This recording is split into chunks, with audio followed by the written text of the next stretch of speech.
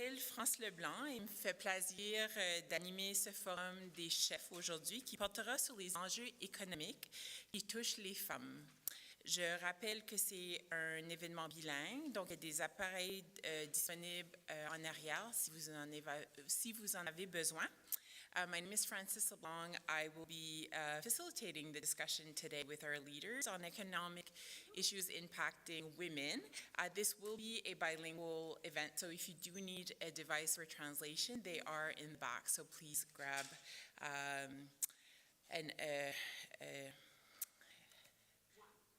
there you go. Great. I'd like to start by welcoming you on the Mi'kmaq territory in Siknik, otherwise known as Moncton.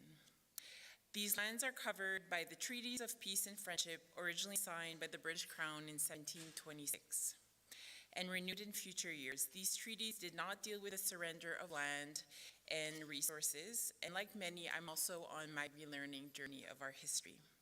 May we move forward in sharing and respecting our collective histories as we are all treaty people. I would like to invite Angel Ward to say a few words.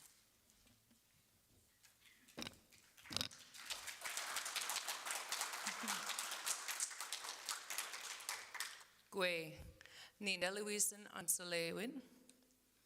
Hi, my name is Angel Ward to be exact. Delewi Metabanagia Ageskebegya. I am from the communities of Metabanagia, which is outside of Miramichi, and Geskebegya. I do not identify as one because I come from both. Bichilasi, Delewi, Ilnuagadi, Wabanaki, and Mi'kmaq territory. So we'd like to thank you and welcome you to our Wabanaki because we share this land with our brothers and sisters, the Passamaquoddy and the Listoway. We'd like to welcome you to our territory here today. And just to honor that, I am from the district of Gaspé, which is the last land up northern New Brunswick and Gaspé, Coast of Quebec. And we are now in the Siniktuk district, which means the drainage of land. As you can see, this territory is always draining. So our people named it exactly what it does. So I appreciate the chance to welcome you on behalf of the Coalition of Pay Equity and its partners. As a coalition's project lead for Building Indigenous Partnerships and Pay Equity Project, we welcome you together today to open your hearts and minds and listen and respect one another as we share perspectives with each other.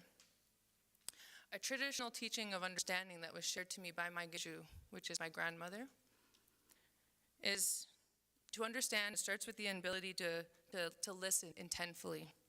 So I invite everyone here to listen with an open heart, a clear spirit, to fully understand the important messages that we will hear throughout this debate. And if anyone has noticed, I opened up the room and I cleared the room with ceremony. And I hope that you appreciate that beautiful smell that you smell right now. That is our 4 medicines. And what that did, whether you recognized or realized it, it cleared your heart and your mind to be able to participate today in a good way, like how our people did prior to colonization. We made sure that we led our place in a good way. In order to do that, we need to be well ourselves. So we are working on that as an Indigenous people. We love and appreciate all the support. So Wilalin, and thank you, merci, and welcome.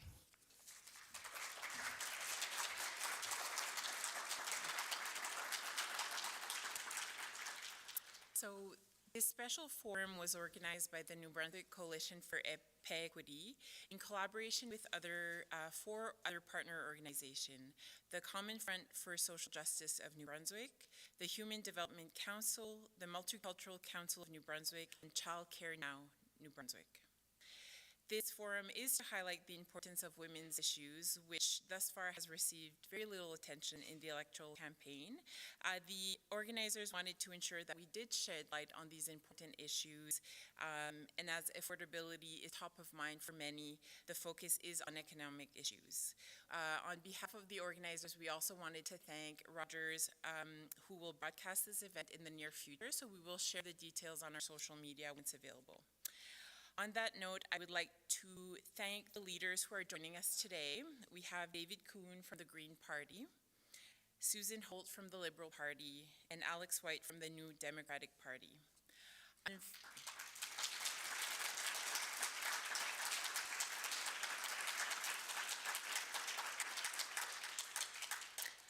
Unfortunately, in spite of numerous efforts by the organizers, the leader of the Progressive Conservative Party, Blaine Higgs, was unavailable to join, and we received an answer too late to really accommodate any change. So I'm going to quickly announce the format of the debate. Donc, pour débuter, chaque chef donnera une allocution d'ouverture de 2 minutes. Ensuite, nous aborderons tour à tour 4 questions qui ont été soigneusement choisies par des organisations partenaires. Les questions économiques touchent les femmes sont nombreuses, mais il fallait faire un choix. Des représentants d'organismes seront ici tour à tour pour présenter le contexte de la question. Et les chefs auront 2 minutes pour répondre à chaque question dans leur langue de leur choix. Ensuite, on aura une discussion de 4 minutes sur les thèmes. Et durant la discussion, on vous demande, s'il vous plaît, de parler un à la fois, parce que c'est très difficile pour l'interprétation autrement. Pour terminer, les chefs auront 3 minutes pour donner une allocution de clôture. Les gardiens du temps, donc Jovial et Sophie, sont ici avec les cartes, donc on va peut-être attention. Et l'ordre des chefs a été déterminé à l'avance, donc ça va être David Kuhn, Susan Holt et Alex White, et là on va faire le changement une question à la fois. Il n'y aura malheureusement pas de questions du public à cause de le temps, mais certainement on vous encourage, s'il vous plaît, à rejoindre vos partis politiques qui sont tous très ouverts à la conversation. Donc, on demande aussi aux gens de la salle de ne pas applaudir nécessairement après chaque commentaire parce que ça peut quand même causer beaucoup de bruit, mais s'il vous plaît, juste réagir à la fin des questions et commentaires. Ceci dit, I'm going to sit down to start our conversation. And I have a timer, that's why I have my phone. I'm not being completely rude. Perfect. So to start, leaders one by one, I would like you to speak on your plans regarding economic issues impacting New Brunswick women. And you have 2 minutes. I would like to start with David Kuhn, and you have a mic available. Merci, France. Willow and Angel, for your opening.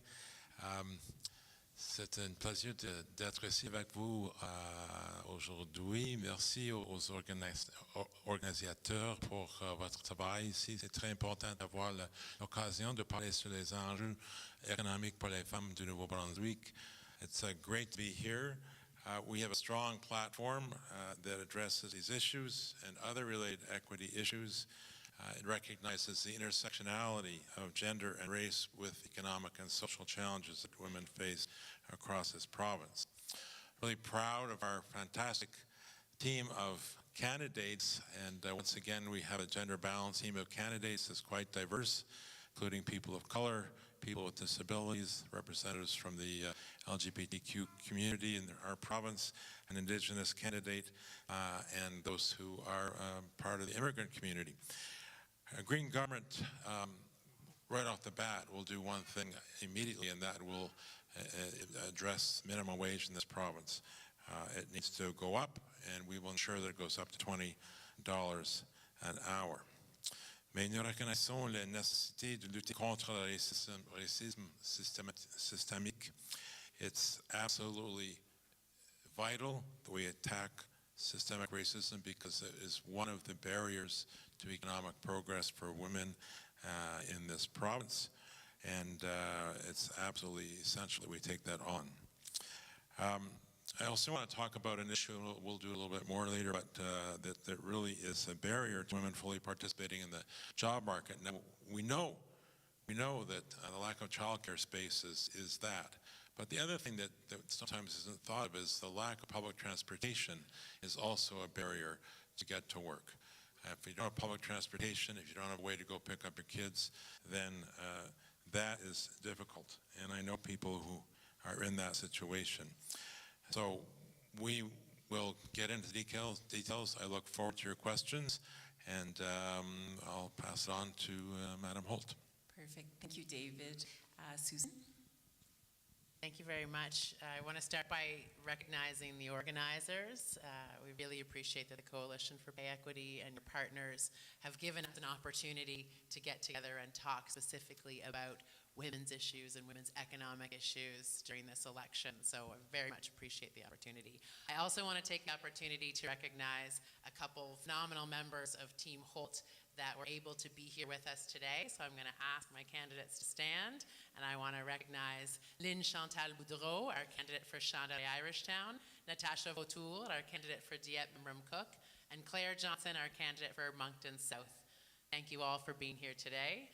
Oui, c'est d'accord. Si vous voulez leur applaudir, c'est complètement d'accord.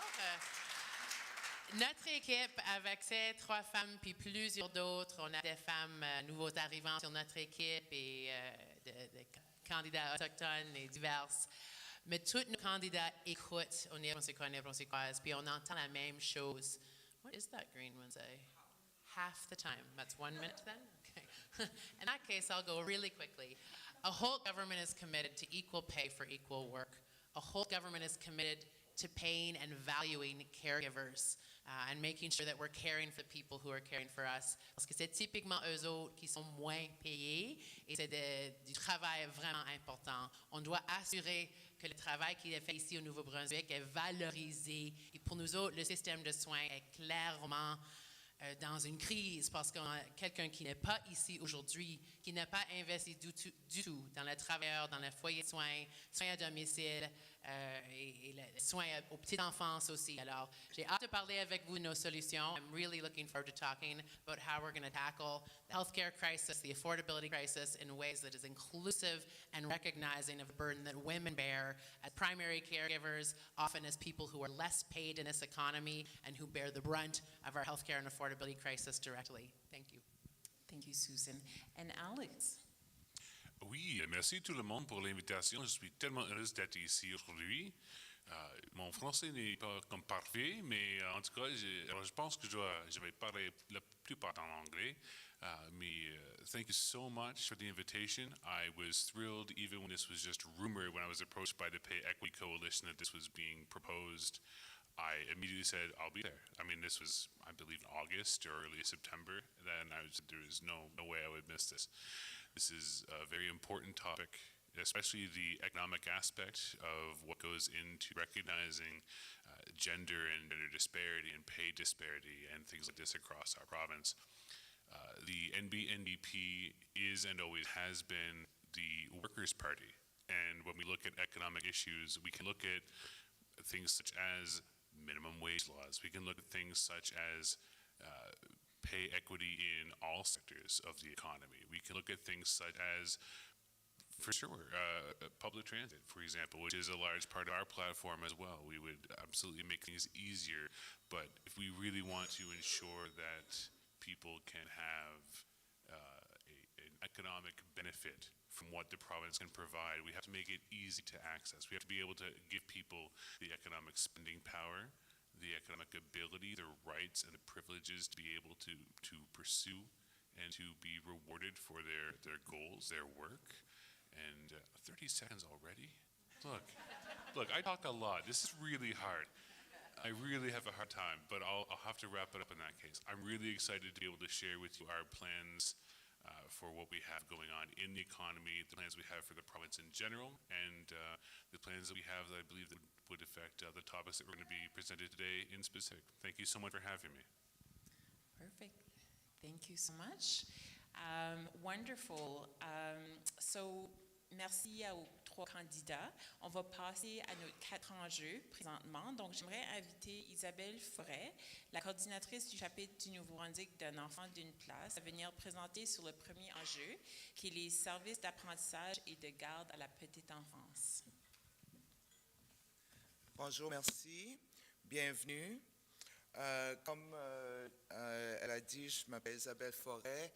Je travaille je suis coordinatrice du chapitre du Nouveau-Brunswick de Un enfant une place, ou Child Care Now en anglais. Donc, en août 2024, le gouvernement du Nouveau-Brunswick a dévoilé son prochain plan d'action de 3 ans. dans le but de poursuivre la mise en œuvre de l'entente pan-canadienne Canada-Nouveau-Brunswick sur l'apprentissage et la garde des jeunes enfants dans la province. Des 3 400 places prévues dans le premier plan de 2021, la mise à jour de celui-ci a réduit le nombre de nouvelles places désignées dans les centres à but non lucratif de 2 400 à 1 745. L'accès aux services est également insuffisant dans les zones rurales ainsi que dans les communautés francophones et autochtones. De plus, les parents paient jusqu'à 21 $ par jour pour les services de garde dans les centres désignés.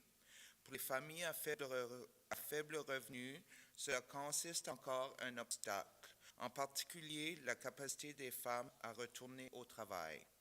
Donc, ma question au chef est: comment votre parti améliorera-t-il l'accès et l'abordabilité des services de garde et augmentera-t-il les services dans le secteur à but non lucratif? Perfect. So we'd like to start with Susan. On aimerait commencer avec Susan. OK. Merci beaucoup Isabelle pour la question et pour votre travail. Au moment, actuellement en Nouveau-Brunswick, il y a 4000 personnes qui sont sur la liste d'attente pour des places en garderie. 4000 personnes.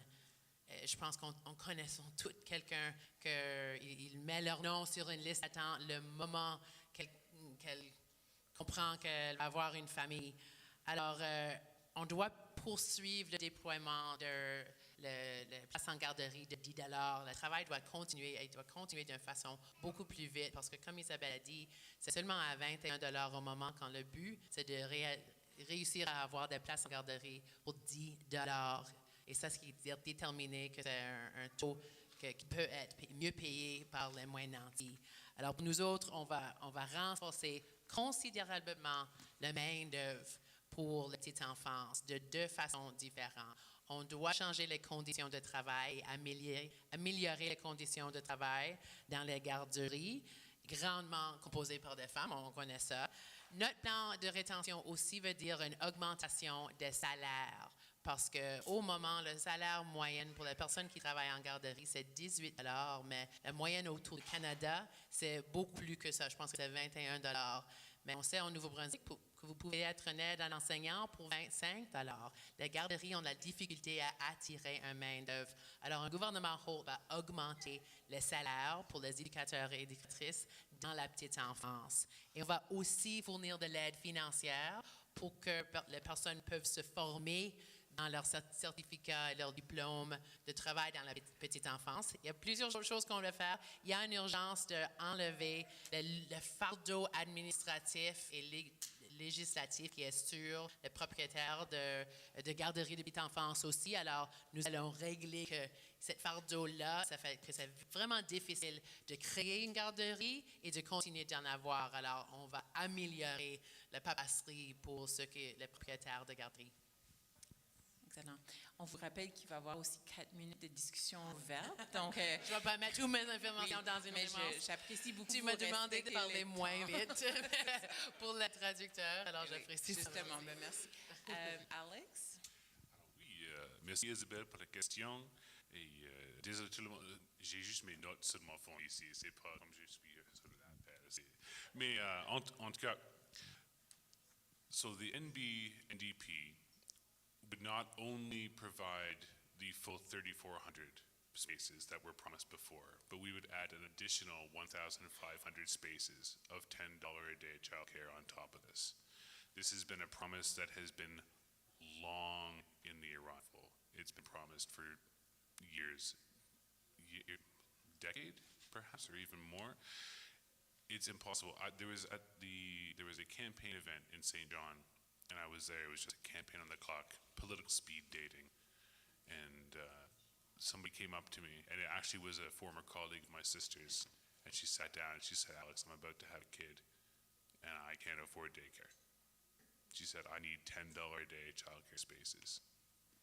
And I said, "That's right in our platform. It is something that we would do." I mean, I've heard it for years. The NDPs have been hearing this request for a long, long time. So not only would we fund it, we would stop redirecting all of the funds that have been supposed to be going to subsidized and public child care spaces to for-profit spaces, which has been done under the Conservative government. we can look at prioritizing nonprofits to ensure that the money that does come in, that we can put towards these groups, will go to where it's needed so that money can go towards salaries, towards high standards of care, and provide the children and the parents of this province with the peace of mind and security that they need. Thank you, Alex. And David. Merci, France, merci. Un gouvernement vert certainement créera, avec le soutien du financement fédéral, 3400 nouvelles places en garderie, avec une priorité pour les régions rurales qui maintenant sont dans une situation très sérieuse. Aussi, le gouvernement vert fournira des prêts sans intérêt aux garderies coopératives et sans but lucratif. C'est très important pour nous. And we would also, when it comes to recruitment and retention, we would increase the salaries of child care workers by $2.50 per hour per year. So by the end of a 4-year term, those wages would have gone up by $10 an hour over the 4 years. This is vital to maintain workers in the child care sector, to attract workers into the child care sector. We've got to pay them for the value they provide, and the value they provide is tremendous when we're talking about both caring for our children and raising them in the educational milieu that is so important for young children at that age, as we know, while providing the necessary services for women and men to go to work. So the other piece here would be to ensure that we would have supportive services for those children who are neurodivergent, who have particular developmental disabilities. They don't currently get the support they should in childcare. I've run into this multiple times in my riding, even when it comes right down to children being able to attend the kind of camp in the summers through their daycares or boys and girls clubs. The support isn't there, and it needs to be there, and we would make sure that the support is in place. Merci beaucoup. Perfect, thank you. So I'm hearing some synergies, but we'd love to open it up for general discussions, ideally one at a time, so we can do the translation. Fortunately, we don't have a perspective from the Conservatives, but would love to hear if there's an additional comment. Susan? Well, I can share some of the perspective that we ran into, because when the Liberal team was in the legislature, we were pushing the government to make available more spaces, and we had not-for-profit childcare facilities across the province telling us that they had proposals and opportunities to grow their care facilities, and the government was saying, oh, no, we can't. They blamed it on Ottawa. We eventually passed a motion that they agreed they would go to Ottawa and negotiate to be able to have more balance between private and not-for-profits, and we haven't seen any progress from the government on that front. We have seen some expansion of support, and I think this is an interesting one, support for childcare and healthcare environments. So we've now seen partnerships with Horizon and Vitalité and different childcare providers in the province to address that. But fundamentally, what we need are more spaces funded by the government, because this wait list of 4,000 should be a wait list of 0. If you want to access childcare for your child, you should be able to have it, and it should be affordable. So we have to make the spaces available, and then we have to train people for those spaces, and we have to pay them in a way that recognizes and values critical importance that early childhood educators provide to New Brunswick children, because we know those first 5 years are the most important, and children that get great structured support in the amazing daycare facilities and childcare facilities we have in this province do better in the long run. So we have to value that work and increase the wages for people delivering that care and making sure that there are more spaces that all New Brunswick families can access. Perfect. David? The other challenge that I mentioned earlier is, while daycare spaces may be available near a person's home, a family's home, a woman's home, which enables them to get to work, if they can't actually travel to work, afford to get to work, they don't have a car, or there's only one car in the family and it's not available to them, they need to be able to get to work, and they need to be able to get back from work, especially in an emergency situation where they have to come and pick up their child when they're sick or ill. And so we don't have good city transit.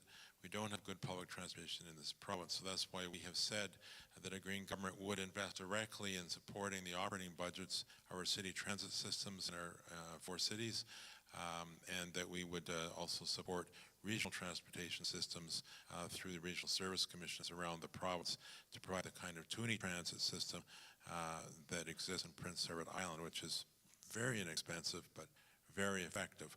I've heard this at the door in my writing, going door to door, and it really hit home for me that women were struggling on the transportation side, so we need to ensure that access to work and the ability to get back and look after to pick up their children when necessary is there for them as a public service.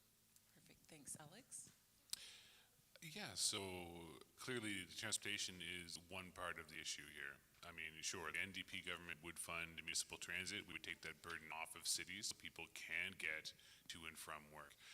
But what I've been hearing at the doors, what my whole team has been hearing at the doors, is that it's the cost of living. And when we look at the actual expenditure that you could put into childcare and daycare, if it's even $20 a day, if you can go down to 10, which is where it should be, and where many places it has been for a long time, you're going to save hundreds of dollars a month. We're talking a very not insignificant amount of money. It could be up to $300 depending on how many days your child has to go into daycare.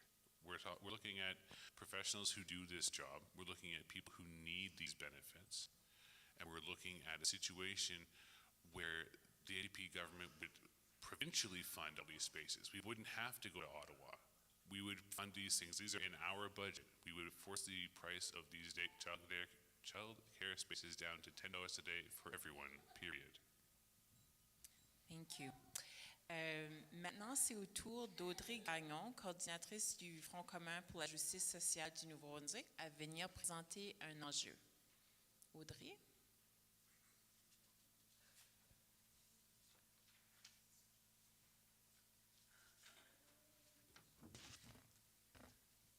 Bonjour. Au Nouveau-Brunswick, le salaire minimum actuel de 15 et 30 ne permet pas de couvrir les besoins essentiels, surtout lorsque le coût de la vie augmente chaque année. Bien que ce taux soit ajusté selon l'indice des prix à la consommation, il reste bien en dessous du salaire de subsistance estimé à 24,62 $ en moyenne dans la province, selon le rapport 2024 du Human Development Council. Cette réalité a un impact disproportionné sur les femmes, qui représentent 54% de la main-d'œuvre qui gagnent moins de 20 $ de l'heure. Les femmes monoparentales, les femmes trans et de la communauté queer, et les femmes immigrantes en particulier, sont gravement touchées et souvent contraintes de cumuler des emplois précaires. Pour résoudre cette crise, il est impératif de faire du salaire minimum un véritable salaire de subsistance. Votre parti augmentera-t-il le salaire minimum pour le rapprocher d'un salaire de subsistance en le fixant à au moins 20 $ de l'heure? Alex? Tout simple, oui, we would do that. This is a very simple answer. We've been asking for a $15 minimum wage for 10 to 15 years now. We just got it. It is a $24 living wage that we need in this province. So the NDP would take the first step, and over the 4 years, we would raise the minimum wage by $1.25 each year. So by the end, you'd be getting $20.30 for a minimum wage, with the goal of bringing that up to a living wage as quickly as possible. There's no reason that we should have to have people who have to work multiple jobs, who have to work potentially 3 jobs to survive. I know, for example, the cost of living now is so high that in my old apartment in St. John, I couldn't afford to live there anymore. I left at the beginning of COVID, and it's gone up in rent by 37-ish%. So if I even had the same job I had at the time, I couldn't live there. I have friends who are working 3, 4 part-time jobs sometimes, trying to keep a roof and food in their lives. It's unacceptable to have people making an amount of money where they can't work one job and be healthy and safe. it's reprehensible. It's beyond an economic issue, and it's a moral issue. People shouldn't have to devote their entire lives to work. People should be able to have their lives. That's what we have to look at. You deserve to have a life. You don't deserve to have 4 jobs.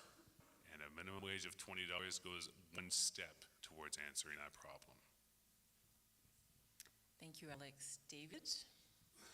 Merci. Bien sûr, si le gouvernement vert augmentera le salaire minimum à $20 par heure, c'est clair. But there's other improvements, though, that need to be made. When I think of minimum wage, I think of overtime, and those who are making slightly above minimum wage right now only get paid time and a half based on a minimum wage. So if they gained a little bit in their income over minimum wage, they get paid time and a half on minimum wage. It's not fair. It's something we've tried to change in the legislature with bills we brought forward to amend and modernize the Employment Standards Act, like also ensuring that the Employment Standards Act provides, say, paid sick days for people, which aren't available to lots of people these days. Absolutely necessary, and they don't exist for too many people. When it comes down to it, the Employment Standards Act is kind of, and the Legislative Assembly kind of is for those people who don't have unionized jobs, that's the place of last resort. The Employment Standards Act governs all those kinds of benefits, and it's in badly need of overhaul, and we've been trying to do that successfully. In the long term, we are working towards the idea of establishing a guaranteed livable income, and that to us would provide tremendous assistance for people to help ensure that they can move out of poverty and have a basic and necessary income to meet their needs and the needs of their families. So there's much to be done, and we are prepared to do what it takes to ensure that people have the income they need to meet the needs of their families and have a decent quality of life. Thank you. Thank you, David. And Susan? Merci beaucoup, France. Merci, Audrey, pour la question. Clairement, nous avons besoin d'une augmentation au salaire minimum ici à Nouveau-Brunswick parce qu'il y a beaucoup plus de monde qui ne peut pas joindre le debout aujourd'hui que hier et que 6 ans passés. C'est un enjeu qu'on voit porte à porte, comme l'exemple que Alex parlait. J'ai reçu un message Facebook d'une femme juste hier qui est une enseignante, mais femme seule avec 2 enfants qui sont dans le dernier rang de l'école secondaire. Puis elle cherche un deuxième emploi, mais elle ne va pas être là dans les derniers ans avant que ce jeune quitte la maison. Elle est vraiment inquiétante et elle ne travaille pas même sur un salaire minimum.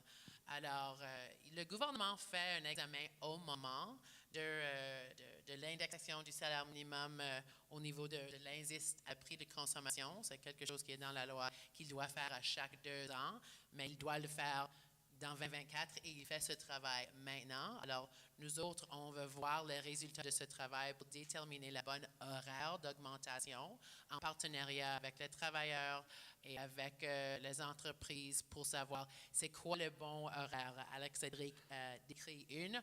On veut savoir c'est quoi le plus vite qu'on peut atteindre ce but-là avec le travail que la fonction publique a fait.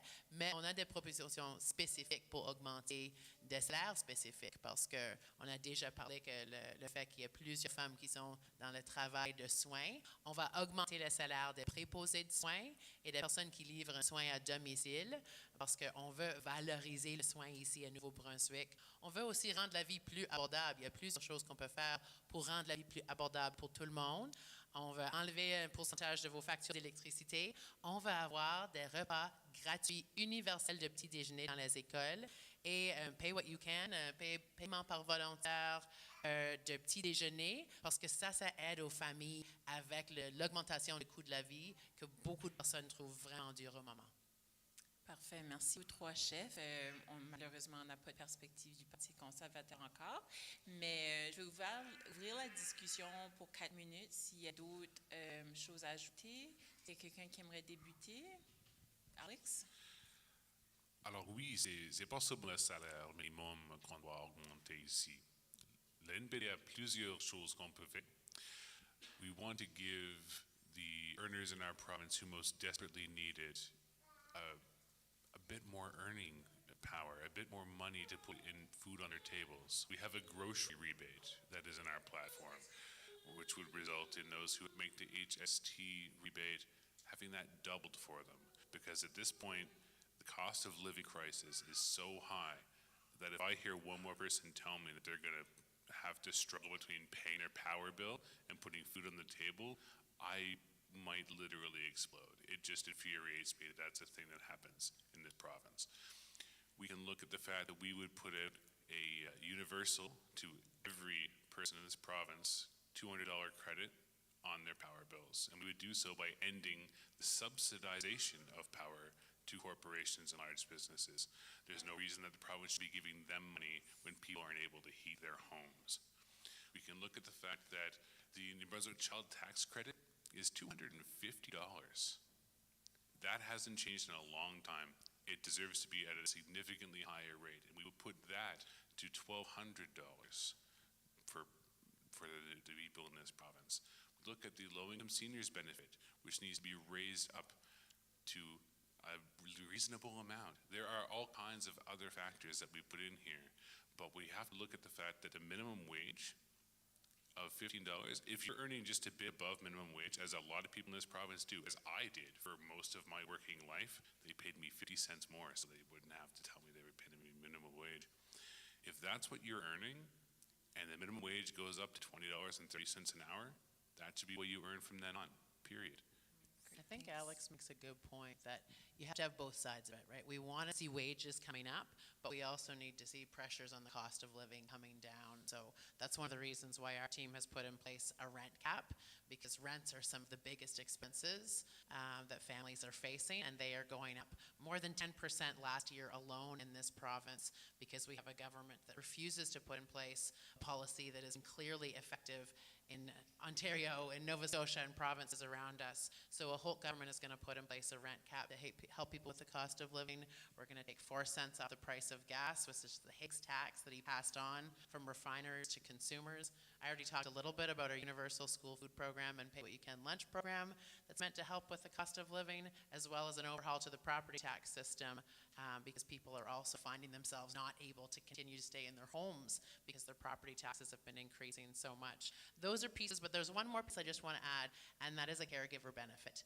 So we originally conceived a caregiver benefit to help people who are staying home with their elderly family members so that they could stay at home longer, and we wanted to recognize that caregiving and value it, even though it's invisible and informal. But that same caregiving applies to people who are home with young children. So we're going to put in place a $250 benefit per month to recognize the value of caregivers who are home with their family members. That includes people like my husband, who has stayed home to raise our 3 kids while I do crazy things like this. So we think that could really make a difference in the lives of a number of people who are struggling with the choices and maybe don't have the option to go onto the field of work at the moment. One of the important things about rent caps, which we're all saying is necessary, is that the rent cap be attached to the unit, not just to the person, so that it avoids the situation of property owners who want to jack the rents up and decide to rent evict people out of their apartments. That will be avoided. So we need to keep those buildings affordable, and the best way to do it is make sure the rent cap applies to the unit. Energy costs are something that government can influence provincially, and one of the things we're saying we're going to do is not just get rid of the Higgs carbon tax, but the Trudeau carbon tax as well, and replace it with a carbon pricing system that's approved by the federal government, that's used by the government of Quebec, a cap and trade system that puts the emphasis on carbon pricing and the heavy lifting on the largest sources of pollution, that's heavy industry. And that will save between 7 and 10 cents a liter on gasoline in this province while we continue to fight climate change more effectively and more affordably. So these are the kinds of things we can affect, like home heating. So we would expand the threshold for free heat pumps and free insulation from the current $70,000 a year household income to $100,000 a year, so that more people will be eligible, if they own their own homes, for the free heat pump, free insulation, to get their heating costs down permanently and help safeguard them against power rate increases. Perfect. Thank you. We love a passionate crowd. Just as a friendly reminder during the comments, if we can keep the applause to a minimum, just because it makes the translation really challenging. I also wanted to keep the leaders on their toes and change the order of the questions. For those who know. But on that note, I would like to invite Shadwa Ramadan, Manager of Women and Gender Initiatives for the New Brunswick Multicultural Council, to talk on our next issue.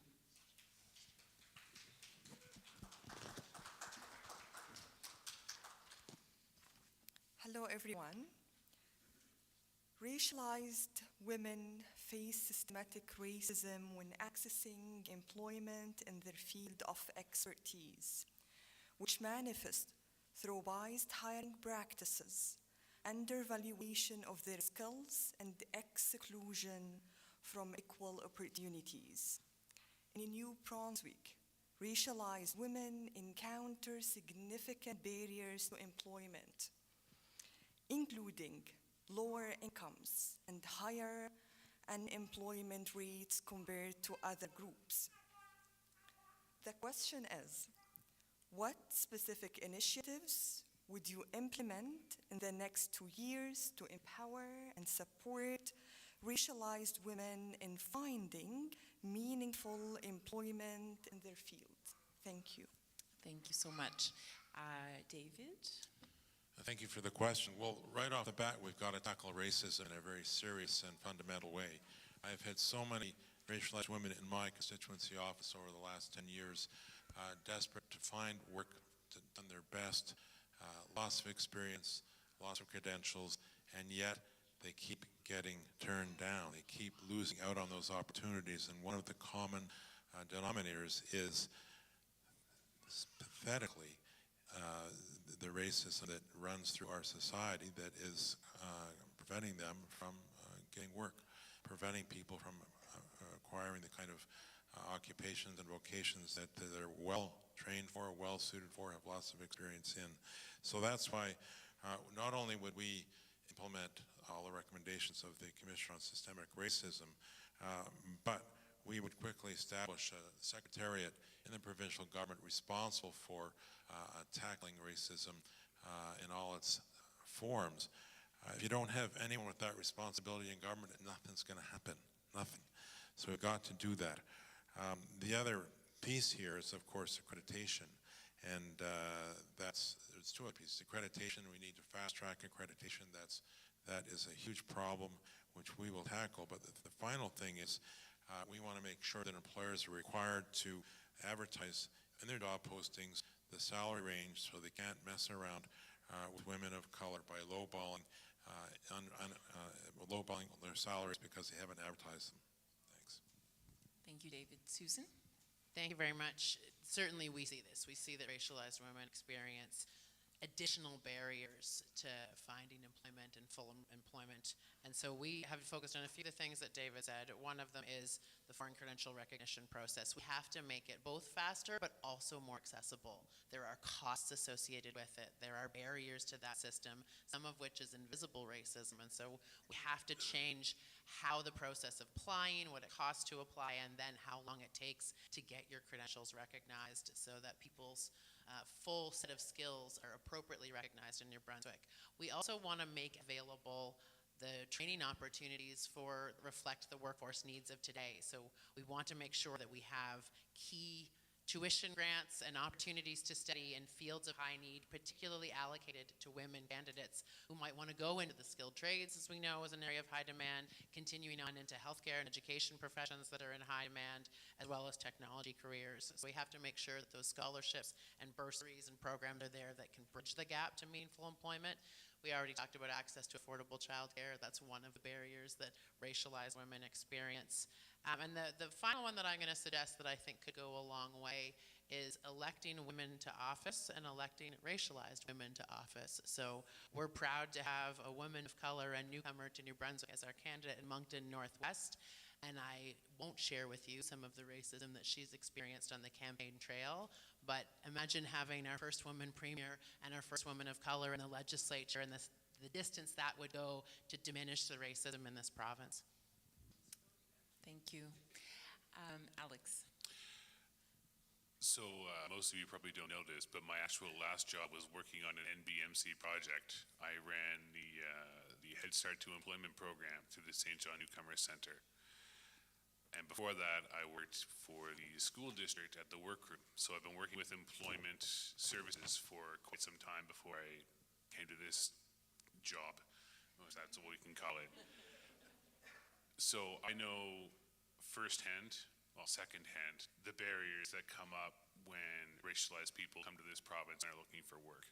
I have helped them craft resumes, I've helped them practice for interviews, I've connected them with employers, I've connected them with existing services like Working NB, like Pedal, like all kinds of other possible things, and they've still come back to me and said I can't get a job.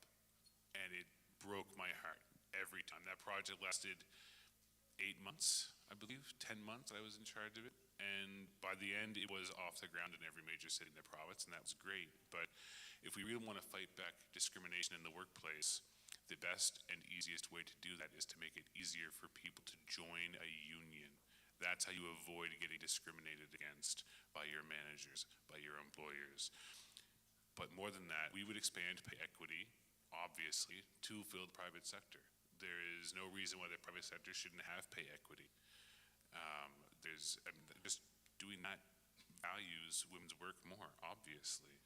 We would also ensure that some of the barriers that racialized women face and racialized people in general face are looked at and reviewed during our review of employment standards across the province, which is in our platform. We would comprehensively review the labor acts and the employment standards acts in this province. And much like Mr. Kuhn said, we would also ensure that the salary ranges are provided during all job ads so no one is caught off guard. Perfect, thank you. I think the barriers are known, but we're looking for action at this point. The inequities are much more pronounced among subgroups, including racialized women, those with disabilities, First Nations, and so forth. So I'll open the discussion for the next 4 minutes. If there's additional comments you'd like to make, I see David is ready. The big problem is there's no one to stand up for racialized women or anyone else who's racialized. It is a huge problem. Blaine Higgs doesn't see it as an issue at all. He hasn't acted on the Commissioner's report on recommendations on systemic racism at all, just ignored it completely. And Liberals have had the opportunity to take action in the past when they formed government, because we know Liberals and Conservatives are the ones who've been taking turns forming government over and over and over for the last number of decades, the last 100 years. And they've never moved on this. So what we need is action, and a government that will actually act, is committed to doing this, is committed to tackling the inequities, the discrimination, the bigotry, and the racism in our society, and not talk about it. The worst thing at the very beginning is when we're silent about it, when we don't talk about it, we don't dare raise the word racism in conversation, don't dare raise the idea that we need to tackle racism in government and outside of government. It needs to happen. There needs to be a premier who's willing to tackle this face on, and not hide it under the rug.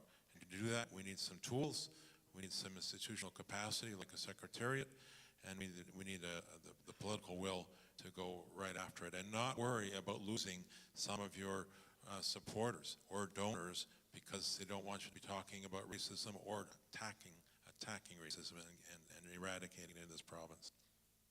I think the Commissioner's work, Andrew Varma's work digging into systemic racism in New Brunswick was an exceptional piece of work.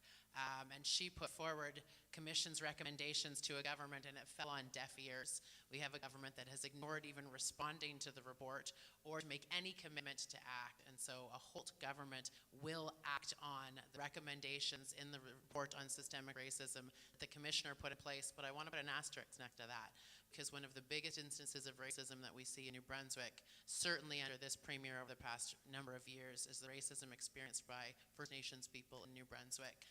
And there were strong components to the report on systemic racism that were removed before the final version went forward that didn't address the kind of racism that First Nations New Brunswick or people in New Brunswick face. And so we have to tackle both of these things, and we need leadership from the top. We can't have a premier that's reinforcing the divisiveness and the negativity that we have right now. We need a premier that's going to recognize the problems of racism, name them, address them, but then actually act. To your point, Francis, they have to act to move on the recommendations that were thoughtful, clear, and extensive and should be under implementation right now. We've waited too long to see the government move to implement measures for anti-racism in their hiring practices, in who gets to the top in government, and that's something a whole government will do. It's the common refrain, isn't it? Everyone tells government what they need, and government just doesn't do anything. It's been that way my whole life. It's been that way longer than I've been alive. You've had governments come in, be like, oh, we have to address this. Let's study it. Let's commission it. Let's study it. Let's commission it. That's some good ideas. Let's think about it. No, we do have to actually implement the recommendations. And that is, again, a key part of our platform. More than that, and as was noted, the racial implications to some of the First Nations in this province have gone unaddressed. There's been a cry out even for a public inquiry into systemic racism in the policing and justice system, and the New Brunswick NDP would implement and begin that process immediately, because there is no place in the 21st century in one of the richest countries in the world that we can allow systemic racism towards newcomers or First Nations or literally anybody to exist and expect that our society can thrive. Thank you all. An applause if you'd like to at this point.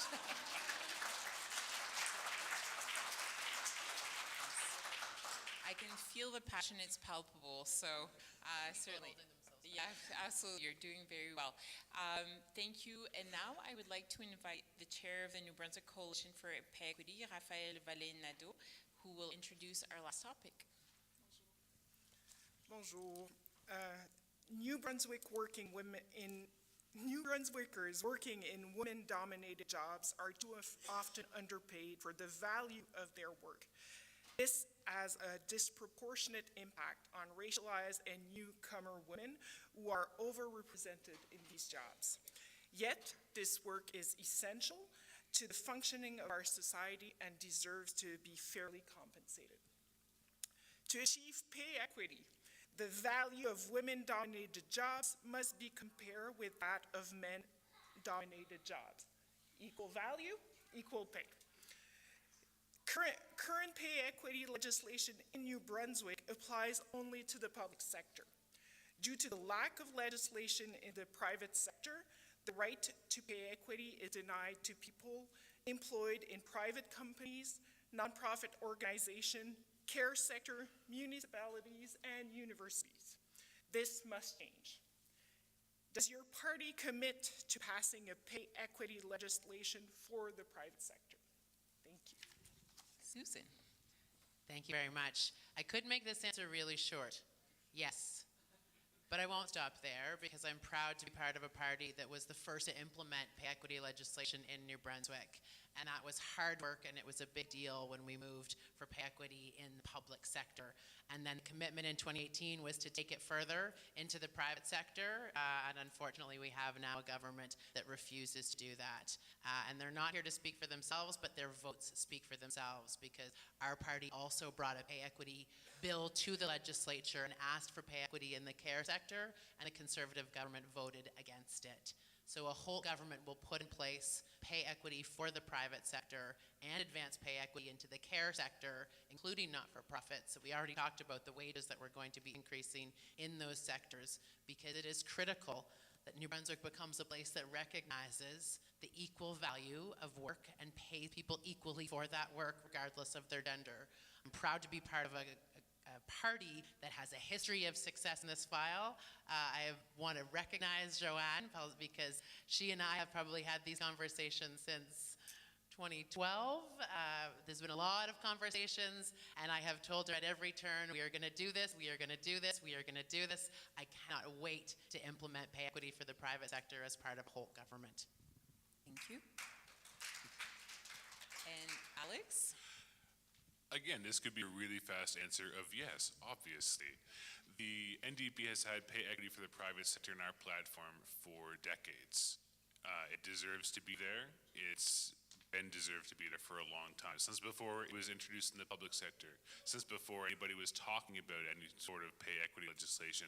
The NDP has been advocating for this change. We've been pushing for this change, and it would be something that we would do immediately. And of course, I mean, my last work experience was all with nonprofits and with charities, and I worked with people where I came in and I got the most money. And that felt really weird because I was brand new to this project and I was making more than people who've been working for the Newcomers Center who had been there for years. And so when we look at pay equity, we look at, first of all, raising the minimum wage because most people who worked there weren't making what would be the new minimum wage under an NDP government. But we have to look at pay equity. We have to look at valuing the work that goes into these socially responsible sectors. We have to look at what nonprofits actually provide and value it appropriately. We have to make sure that pay equity in the private sector, whether it's nonprofit or corporate or what have you, entrepreneurial, it all has to be there. It all has to be equal because the value that we all provide needs to be looked at as for what it is. It can't be looked at within jobs specifically, and it can't be looked at as some sort of apple-to-apple comparison or apple-to-orange comparison, because what it is we all provide value, and the value that we provide is what we need to be compensating for. So pay equity in the private sector, 100%. Nonprofits, charities, you name it. Pay equity across society is what we genuinely need. Thank you, Alex. David? Well, it's interesting, 65% of women in the labor force work in the private sector, so why are they subsidizing multi-billion-dollar corporations with lower wages than men are making? That's exactly what's been going on here for way too long. So it needs legislation, it needs government to act, and a green government would as well, as everyone else on this stage has said, act quickly to enact pay equity legislation that's dealing with the private sector. That's been in our platform as well since 2010 when the party was formed, and we're always committed to it. The forces that work here, are the things we've got to be concerned with. And it means that whoever forms the government has got to have the courage and the backbone to stand up to corporations that are wealthy and want to get their way in New Brunswick and not back down under pressure from the Irvings or anyone else. When they get wind of what is being planned, they move in and act and lobby and make all kinds of threats, frankly. So we need a government who's got the backbone, a premier who's got the courage to say, no, Mr. Irving, this is not in the interest of women in this province. This is not in the interest of the common good. Just no. And this man, David Kuhn, as Premier of New Brunswick, will say no as the Green leader here in this province.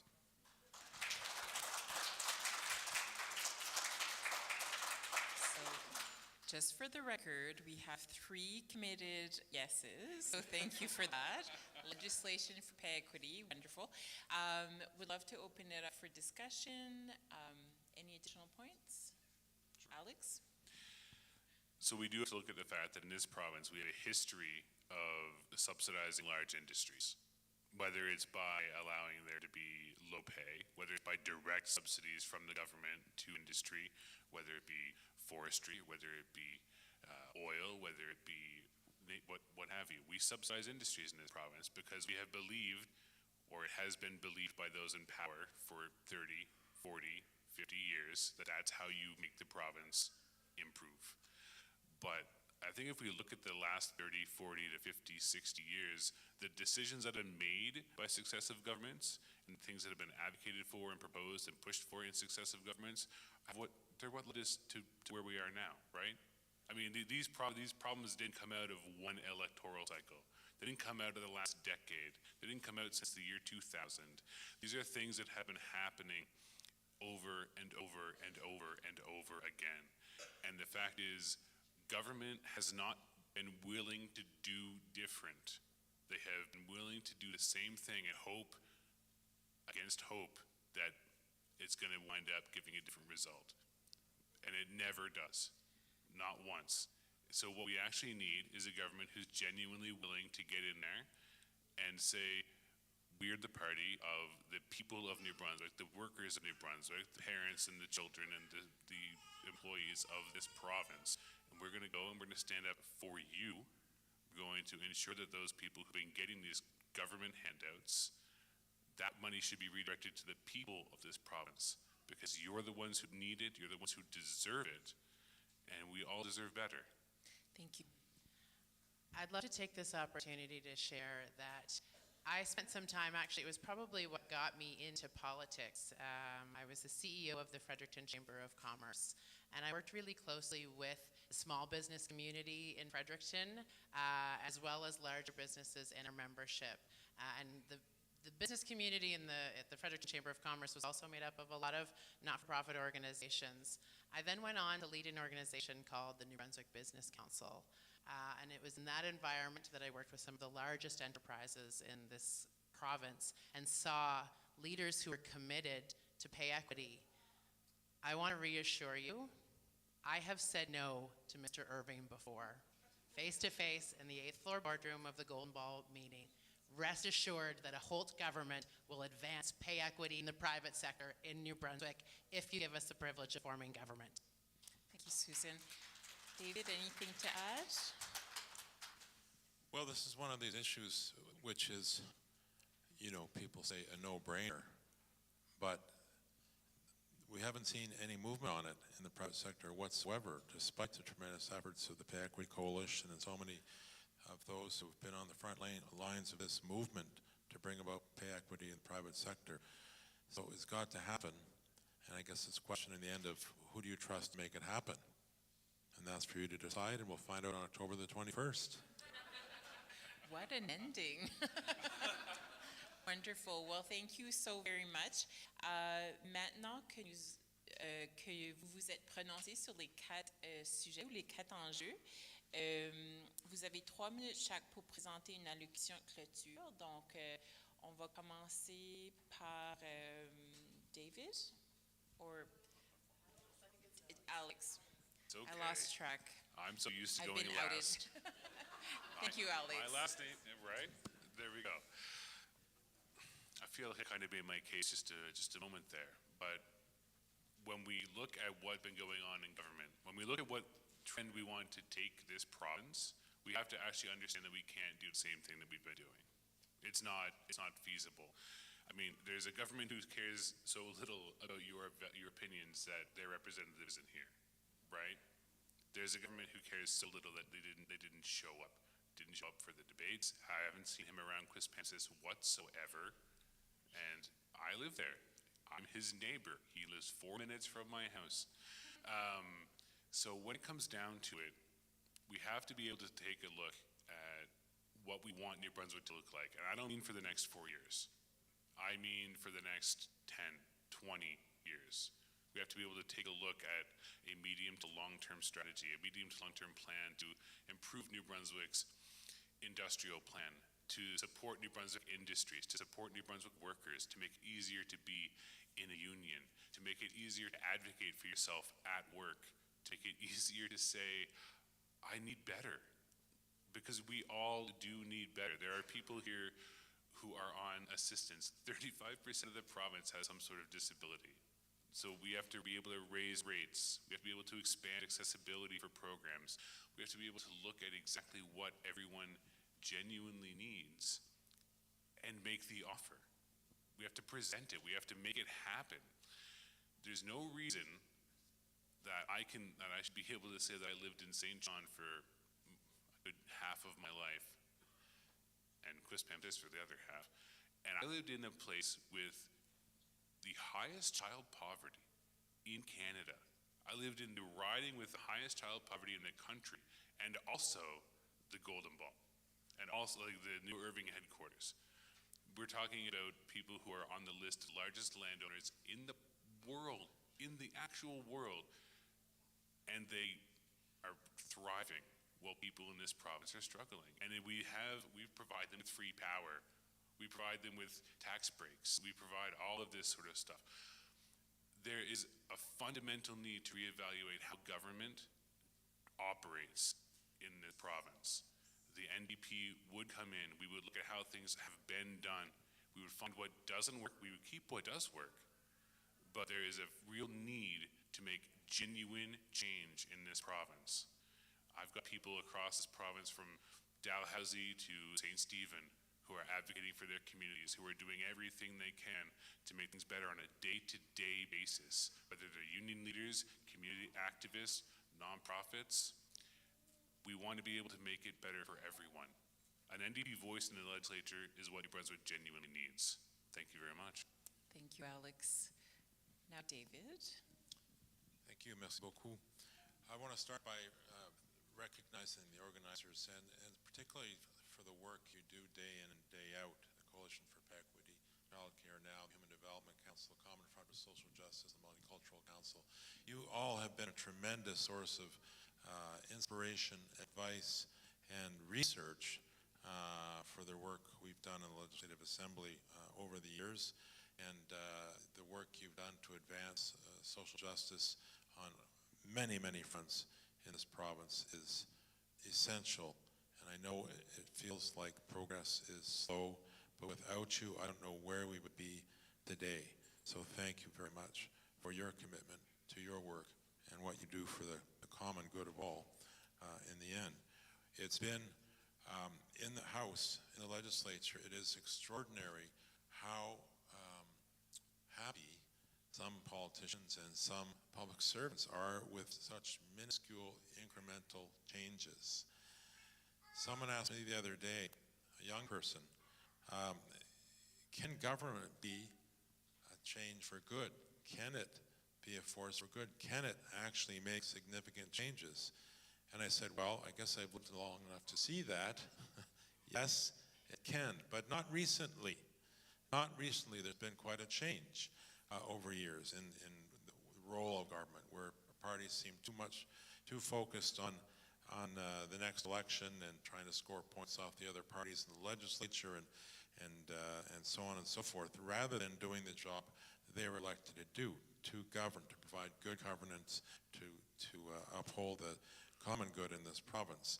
So when you see incremental change and it held up as major breakthroughs, you've got to say something is wrong. What we need is major progress. We need major breakthroughs on the social front and on the economic front, and that takes an activist government. And we've done a lot in opposition on the opposition benches over the last 10 years. We've influenced the Employment Standards Act and improved it with our bills. We've helped temporarily bring in a rent cap with amendments to the Residential Tenancies Act that got adopted, but for 1 year. So these things are positive, but they're just small changes, and we need much bigger changes to bring the kind of social justice that we want to see in this province, the kind of equity and equality we want to see in this province. So all I'm asking is to send us from the opposition benches to the government benches, and we will make those big leaps forward for you. Thank you very much. Merci beaucoup. Thank you so much. And Susan. Thank you very much. Can I get up? I gesture a lot, and so it'll be easier for me if I stand. I came here today because I wanted to share with you our vision for a brighter future for all New Brunswickers, no matter their gender identity, no matter the color of their skin, n'importe quelle langue ils parlent, n'importe où ils habitent. Nous pensons que vous méritez un gouvernement qui vous respecte et qui va prendre soin de vous autres.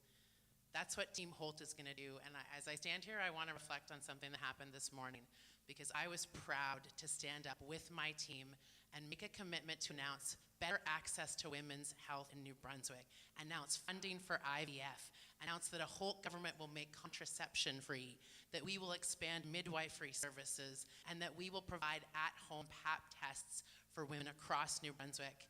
And when we were finished, one of my team members looked at me and said, and she had tears in her eyes, she said, I never thought we'd be at a place where we would have a party running to form government, putting forward a women's health platform for New Brunswick. And then when I walked in the door here, I was challenged by one of my favorite people who said, we need to take those excellent commitments, and turn them into a strategy for women's health. Imagine if there was a government that was prepared to recognize that we need health services for all New Brunswickers, and that all New Brunswickers are not the same. Moi, je suis vraiment fière d'être partie d'une équipe avec Claire Johnson, puis Lynn Chantal Boudreau, puis Natasha Vautour, puis Tanya Sodi, qui va travailler ensemble avec une équipe pour réagir à vos priorités. On a un système de soins de santé qui est en crise, et on doit valoriser ceux qui prennent soin de nous autres. A whole government will care for the people caring for us, and make sure we pay great wages to our early childhood educators, to our personal support workers, our resident attendants, nurses, and teachers, and that we put in place pay equity, not just for the public sector, but for the private sector and the care sector. We are excited to tackle the challenges of affordabilities in ways that will benefit women who have been so often left behind, taking a tax off your power bill, universal school food programs, rent caps, and property tax reviews. I am thrilled to be surrounded by a team of amazing people who want to advance this change, because we have a government that hasn't been listening and hasn't been focused on you. Notre équipe va travailler ensemble comme équipe pour gérer un Nouveau-Brunswick plus équitable. We're going to recognize equal value for equal work. We are going to care for the people caring for you. But this is a major choice. You have a choice in this election. There's two things that can happen. We can stick with Mr. Higgs and his wrong priorities, or you could make a historic choice and elect New Brunswick's first woman premier and a team of people who will care for you and be focused on you. Merci beaucoup. Thank you, merci. So, thank you so much for being here. I've been hearing murmurs and rumblings in the crowd, so I know there's a lot of really great conversation happening. I recognize many of you, and I know you have really strong voices. The candidates, we have some candidates from all three parties here today. Please connect with them. This is the time to get your voices heard. And most importantly, go vote on October 21st. I know advanced pollings are also opening this weekend. October 12th, October 15th. Perfect, there you go. So please go vote. Je tiens à vous remercier d'avoir été parmi nous. De tels forums sont super importants pour la démocratie, surtout les enjeux qui ont un impact sur les femmes. Je demanderai à Angel Ward de venir vous expliquer, aussi vous présenter juste un petit cadeau ou un signe d'appréciation. All right, so I don't feel like standing at a podium because I really want to be on the level, so I can give this gift in a good way. So a little background of who I am. Yes, I do great work with the coalition. I'm a Mi'kmaq woman. I'm also a bundle carrier, which means I carry medicine. And I have a specific role within my community as a medicine keeper. It's a very tough job. But the other tough job that I do is I'm also an Indigenous business consultant, and a person that fights through the work that I do, driven by social enterprise and socially driven initiatives and projects in communities. So when I see the leaders today and they're talking about all the things that they want to do in our nation, right? I think that it's great. Every one of you have key messages that really, if you see in my head, I'm sitting there bobbing and getting excited, and I think everybody else is too, because it all speaks really well to us. And in my space, in my role as a business consultant, I do a lot of strategic planning, community planning. I've done a project with Susan Holt through PEDAL. We established the Future Wabanaki Experiential Education Program. So we've done really great work, and I'm sorry I haven't had a chance to do great work with these two fine gentlemen, but I will say I really enjoyed your spirits. So when I came in here, I did a little smudge ceremony, and I hope that helped guide our discussions today and made everyone feel very at ease to open up in a good way. And because of that, the key messages were very clear, that everyone here loves our territory. I'm going to say our territory because it is the territory of the Wabanaki people, and we all love to share it, right? So with these leaders, I feel like there's an innate response to the inclusion of Indigenous people as well when they're making those decisions, and the unique situation we live in here, and the opportunity to really build a path forward that is inclusive and respectful of our traditional ways and the way that we are. So another little fun fact about me before I give the little present. I'm also a professor. I teach for Cape Breton University. The last course that I taught was in February, and I designed the course around social Innu leadership, which means social Indigenous leadership. There's leadership models that are very Western, which is great. I rely on some of those models as well. But when we come down to Indigenous models, in order to be a leader in our territory, you need to be well. You need to be open-hearted, open-minded. So in order for you to be well, you need to know who you are, and you need to know where you come from. So our connection to our territory, our connection to who we are, is very important as we develop ourselves. So with that said, I want to provide a gift, and this gift is a medicine bag. And so it has our 4 medicines in here, right? And so this is more than just a medicine bag. When I do any speeches, if I'm having a hard time, I ground myself and I smell this. And everybody in the coalition knows that I roll with that every day. It's a daily practice for me. If you notice I'm wearing a medicine bag high, it's because I've lost a lot of people to intergenerational trauma, and their spirit is with me right now. So I'm carrying them for 13 moons. So I'm in ceremony right now for 13 moons. So this medicine bag is to remind you of your responsibility to protect the medicine that will continue to give to our generations, protect our people, and to include our people in your decision making. And understand that we have amazing Indigenous people that are willing to work and do the work to make this province, this territory, amazing and inclusive and prosperity, and just knowing that we're in this together is important. So for these gifts, I made 3 because I was told that the other party is not going to be here. In our teaching is, if you're not here, I can't pass the medicine to anybody else but the person. So unfortunately, I cannot give a medicine bag to go. So I appreciate you taking your time to be here with us to discuss these important issues, and just opening your spirit. And one last closing little teaching. So in this coalition project, we're doing really meaningful research about women and men roles.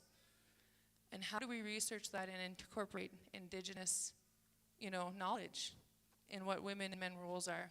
And the key message here, in order for us to move forward, the women need to be supported. Prior to colonization, our system was matriarchal driven. So we naturally have that feeling of love for our matriarchs. The men know their role in supporting the decision making. So I appreciate the men that are here today, that are doing what they can to make sure that we create balance. So balance and harmony is going to be the way that we move forward. So with this medicine bag, I just want to give you, I'm going a little bit on, but I just want to give this as a gift and a token of appreciation, and hoping that when you make decisions, you remember this responsibility. That it's not just for you and for me right now, but it's for the next 7 generations. Go out.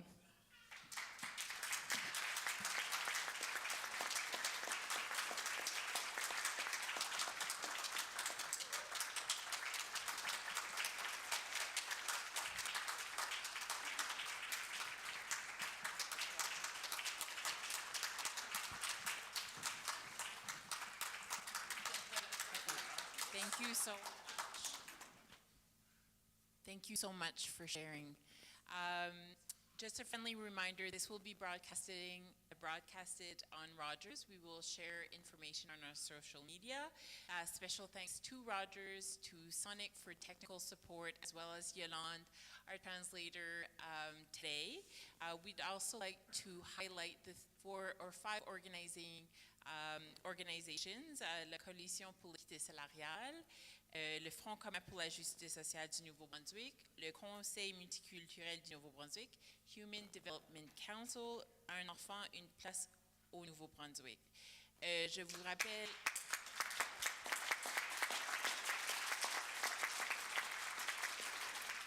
Je vous rappelle encore d'aller voter avant le 21 octobre, s'il vous plaît, s'il vous plaît, s'il vous plaît. Et ceci dit, merci aux 3 chefs, merci énormément pour votre temps, pour votre ouverture, and I wish you good luck for the rest of the campaign. Take care. Thank you.